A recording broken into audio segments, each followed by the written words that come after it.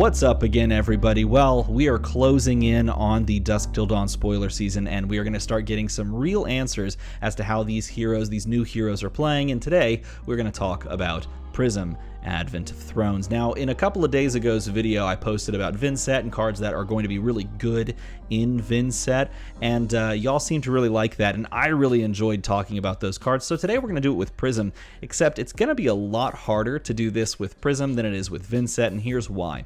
Vinset, as a Shadow Runeblade hero, really allowed you to look at the card pool that exists already in a slightly different light. It's very iterative. You can look at the card pool and go, well, these cards gain value off of X, Y, and Z, and now Vinset is tapping into that value Y. And that value is being pushed up a notch, and now because I can guarantee that value, I can use this card slightly differently than before.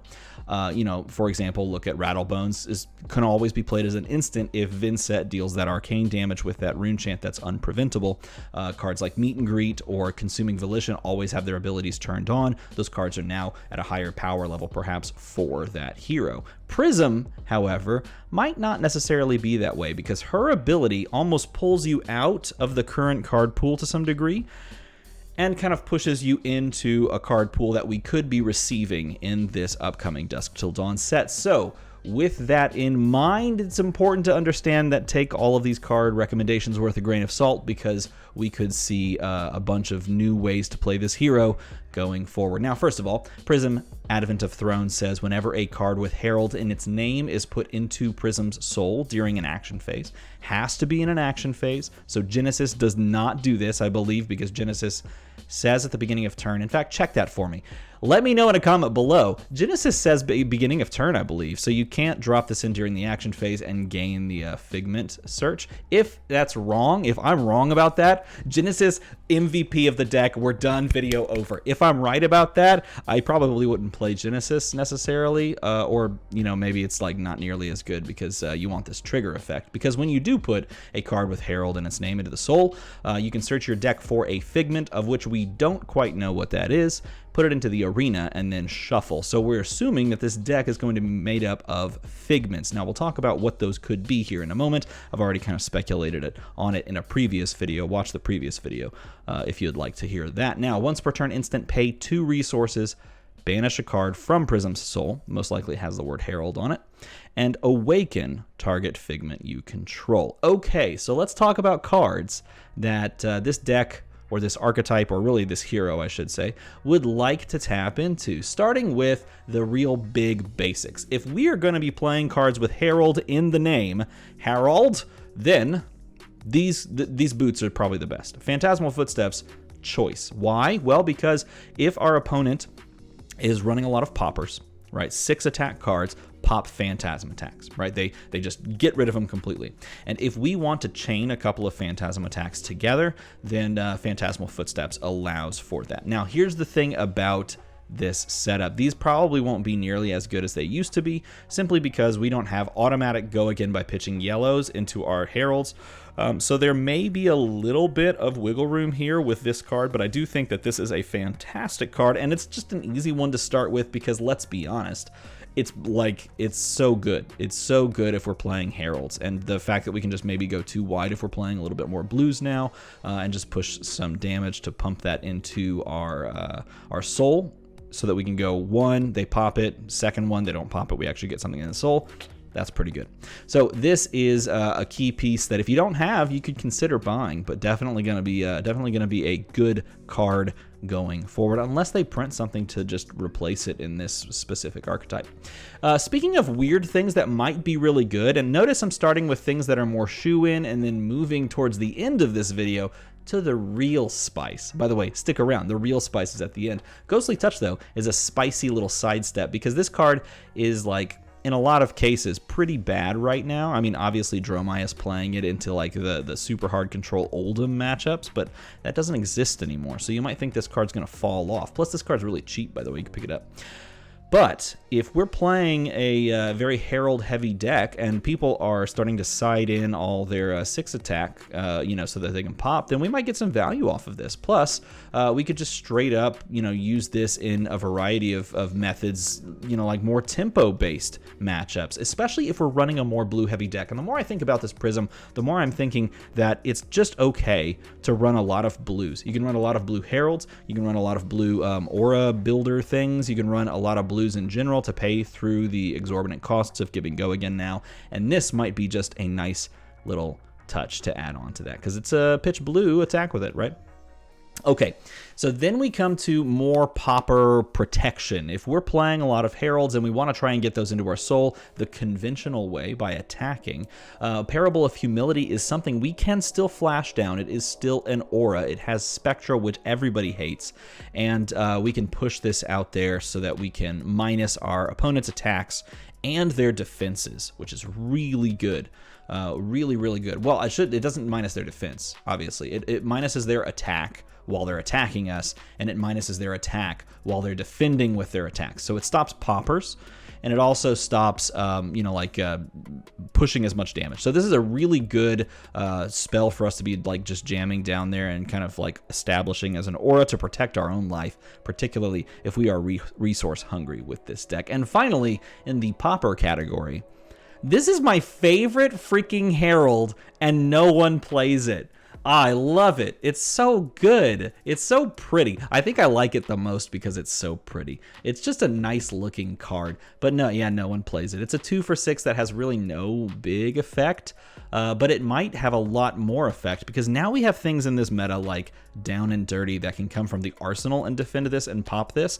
And, if our opponents aren't playing things that are at 7 or 8 or 9, right, then we can really nuke them with like Herald of Triumph and Parable of Humility, pushing those stat totals down, and then they just have to deal with our raw damage, which is really good for us.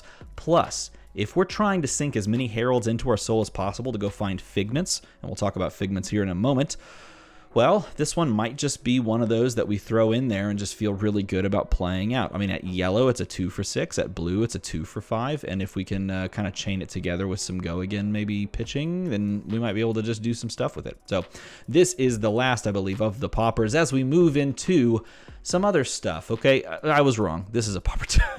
No, you know what? I am right, because this is going to segue us. So this does prevent the pop, but it also allows us to talk about auras. Okay, so here's the thing about auras, and particularly about Spectra, for example. But in general, auras have the capability of being the secondary win condition, or maybe even primary win condition, kind of like they were for the previous version of Prism in this list. And it all hinges on the idea of what Figments actually are. What is their card type? If the Figment card type is an aura, well, it allows us to play other auras that synergize with, like for example, this one, synergize with Passing Mirage or with these like big Heralds, and allow the ability to play. Well, I should just go to it. Iris of Reality. Okay, I'm trying to get to the Iris of Reality. Look, here it is. Iris of Reality could be the way that we take this deck, particularly if we establish auras like Passing Mirage or Parable of Humility onto the board. Those auras become 4 attack weapons, right? And if we're playing a blue heavy deck that we don't really care what color the Heralds we're attacking with are, as long as they go to the soul and they go get us Figments, and we have to pay all these costs, a blue heavy deck fits perfectly with Iris of Reality. And I'm sitting here thinking, okay, it hasn't yes, Iris Dromai was a thing. Iris Prism did some real interesting spicy wins out of nowhere for a bit. But this could be the first deck that really dives in and tries to be just Iris Prism. And that could be quite interesting if that is the case. And something like a Passing Mirage to give our Phantasm attacks no Phantasm, and also to be an aura that we can attack with, pitching a blue, so we can go like blue into Herald of Triumph, right, to push damage, stuff like that, could be the line of play that we end up taking with this deck. And I really have I just want to know, I have a sinking suspicion that no, it's not a sinking suspicion, it's a sneaking suspicion. But it could be, in this game, we do have sink below. It doesn't matter. I think this might be the way that we end up taking the deck, if this is indeed where they're having us take it. Now, that leads us to the last couple of cards. If we are playing an aura-heavy build where we are able to establish auras, cards like Merciful Retribution get really interesting, particularly if Figments are auras that can be attacked or can be dealt with by the opponent. If they are just like, ethereal things that just sit on the board and you can't actually do anything to, then maybe this card doesn't have as much utility, but this card does have utility, period, end of story, because it says whenever an aura or an attack action card you control is destroyed, you get to ping, and then you get to, tuck it into your hero's soul if it's like, for example, a Herald that you're attacking with, or if it's, even like this card or cards that I mentioned before, Parable of Humility, for example. And the fact that you're able to like load your soul with this card, either just by attacking with and connecting with the Herald that you're attacking with, or having your opponent pop it, means that this card has the ability to trigger Prism and go get you a Figment no matter what. So whatever Figments end up being, whether they be auras or the backsides of, like a Angel or a Herald, whatever, this could be a really good linchpin card. In fact, this is probably a really good linchpin card no matter what, just because it has so much utility. It's already really good, but like in this case, this card is really sort of transformed by the way that Prism wants to go about her business, this new Prism. And then we come to the spiciest card of all. Look, okay, Peter over at MinMax Games posted on Twitter, he was like, hey, everybody, stop buying soul food. And I think everyone might be on the same track because, look, here's the thing. Soul food was one of the cards that I literally, I built Prism on day one when Monarch released. I built Prism like crappy Prism. It was a Blitz deck, and I immediately windmill slammed 2 soul foods in because I wanted to get things into soul and make spectral shields really fast. And it wasn't great. It wasn't great at all. But you know what could be great? Soul food right now. Because if you soul food along with 2 Heralds in your hand, you get 3 Figments out of your deck immediately. Well, sorry, I should say 2 Figments out of your deck immediately. But you get 3 things in soul, which is really cool. Like soul food in your arsenal, and then you defend with like 2 cards, keep a 2-card hand, and then your turn is just make 3 Figments. Make 2 Figments, put 3 things into your soul so that you can then use your resources at instant speed to make angels on your opponent's turn, take some damage, and then swing angels. I don't know, man. I'm just saying. I think this is a real thing. I think soul food actually might just be good now, and I really want it to be because I love this card. I think it's a great name. It's always been a great name, and the art's cool, and it looks really good with the light border.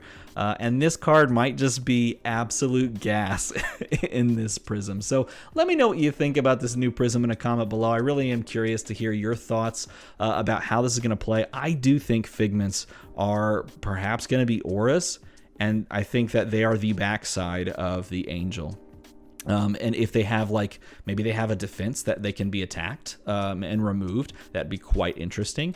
But yeah, I think that maybe they have like a Spectra-esque ability that allows them to be targeted, and then if they target, they just pop, kind of like a dragon, but without the Spectra, like on like light illusionist auras. I don't think they'll bring Spectra back. I hope they don't bring Spectra back. Anyway, I think this is going to be a really interesting deck. I cannot wait to see what they have in store for this whole set, because I think they're going to do some really special, spicy things with this set. Hey, if you enjoyed this video, make a number go slightly higher. And if you want to support the channel and make more really awesome content like this, please consider becoming a patron, because I really like the patrons that we have, and you'll like being with us. As always, thanks for watching.